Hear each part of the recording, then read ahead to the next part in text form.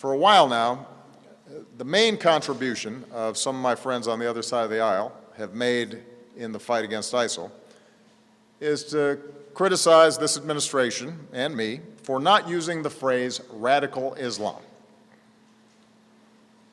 That's the key, they tell us. We can't beat ISIL unless we call them radical Islamists. What exactly would using this label accomplish? What exactly would it change? Would it make ISIL less committed to trying to kill Americans? Would it bring in more allies? Is there a military strategy that is served by this?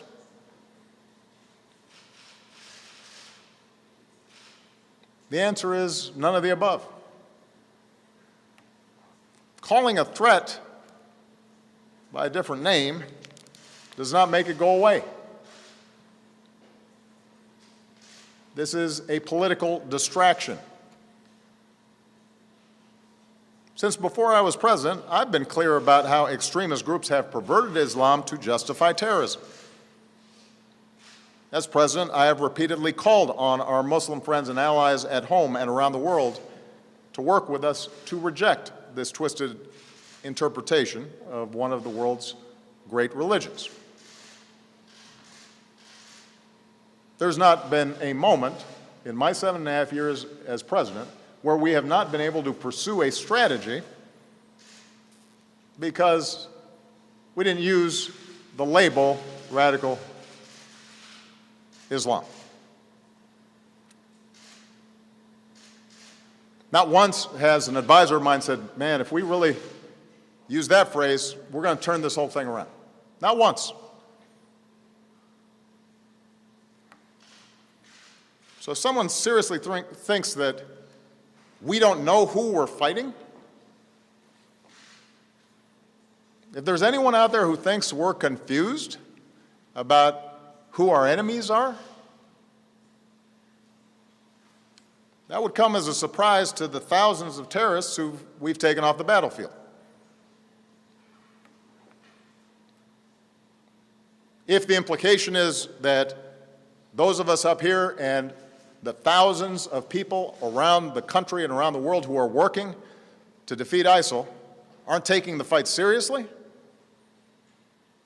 that'd come as a surprise to those who've spent these last 7.5 years dismantling al-Qaeda and the Fatah, for example, including the men and women in uniform who put their lives at risk, and the special forces that I ordered to get bin Laden and are now on the ground in Iraq and in Syria.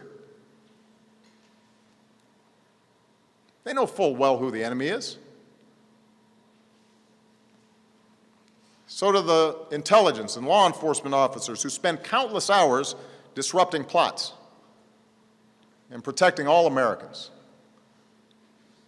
including politicians who tweet and appear on cable news shows. They know who the nature of the enemy is. So there's no magic to the phrase radical Islam. It's a political talking point. It's not a strategy. And the reason I am careful about how I describe this threat has nothing to do with political correctness and everything to do with actually defeating extremism. Groups like ISIL and al-Qaeda want to make this war a war between Islam and America, or between Islam and the West. They want to claim that they are the true leaders of over 1 billion Muslims around the world who reject their crazy notions.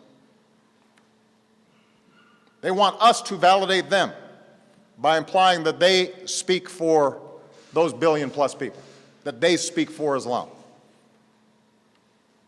That's their propaganda. That's how they recruit. And if we fall into the trap of painting all Muslims with a broad brush and and imply that we are at war with an entire religion, then we are doing the terrorist work for them.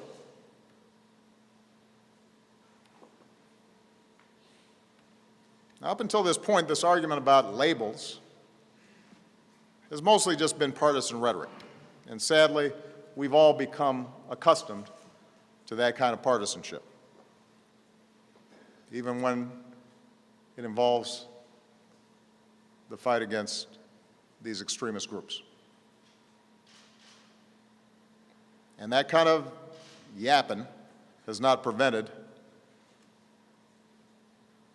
folks across government from doing their jobs, from sacrificing and working really hard to protect the American people. But we are now seeing how dangerous this kind of mindset and this kind of thinking can be. We're starting to see where this kind of rhetoric and loose talk and sloppiness about who exactly we're fighting, where this can lead us. We now have proposals from the presumptive Republican nominee for President of the United States to bar all Muslims from emigrating to America.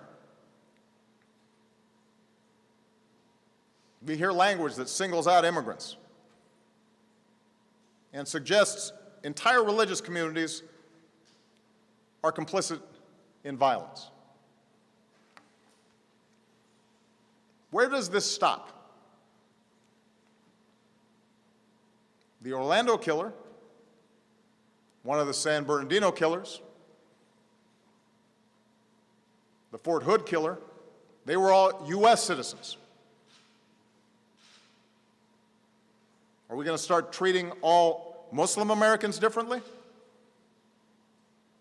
Are we going to start subjecting them to special surveillance?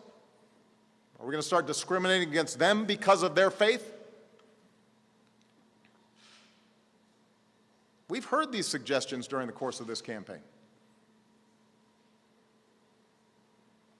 Do Republican officials actually agree with this?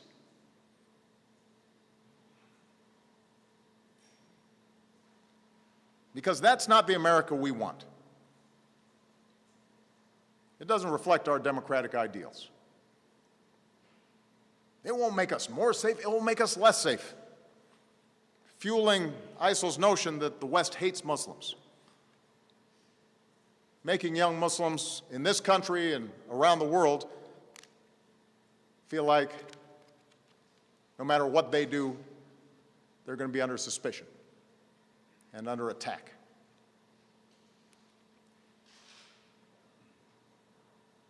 It makes Muslim Americans feel like their government is betraying them. It betrays the very values America stands for. We've gone through moments in our history before when we acted out of fear, and we came to regret it.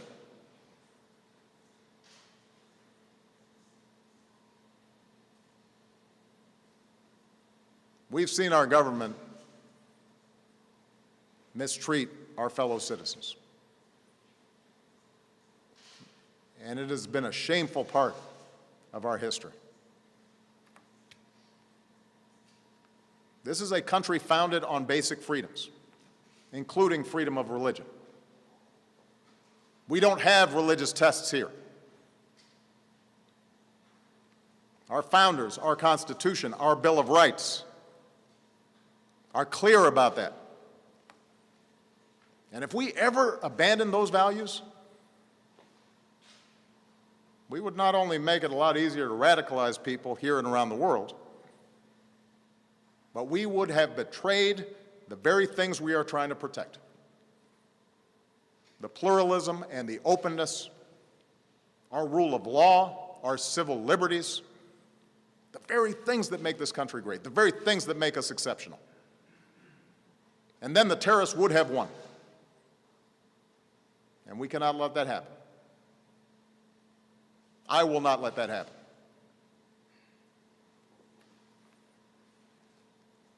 You know, 2 weeks ago I was at the commencement ceremony at the Air Force Academy.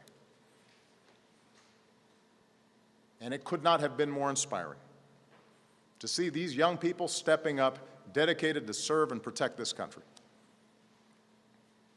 And part of what was inspiring was the incredible diversity of these cadets.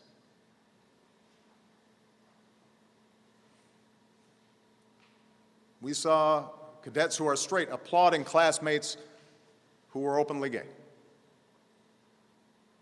We saw cadets born here in America applauding classmates who were immigrants and loved this country so much they decided they wanted to be part of our armed forces.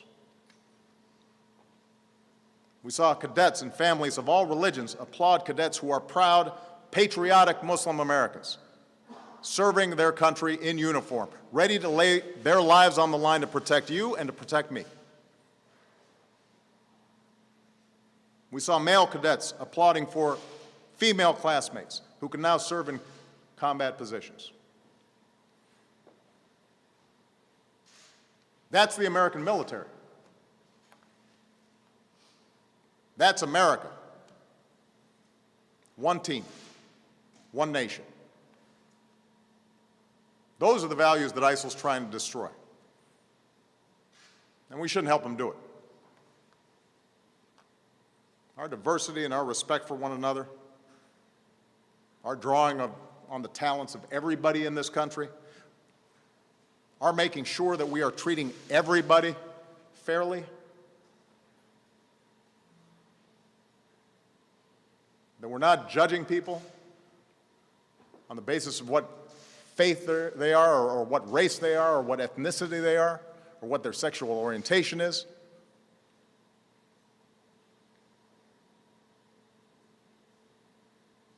That's what makes this country great.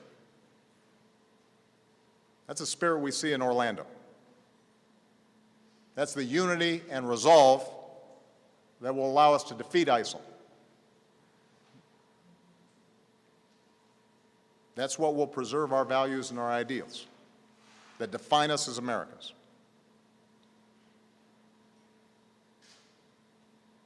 That's how we're going to defend this nation, and that's how we're going to defend our way of life. Thank you very much.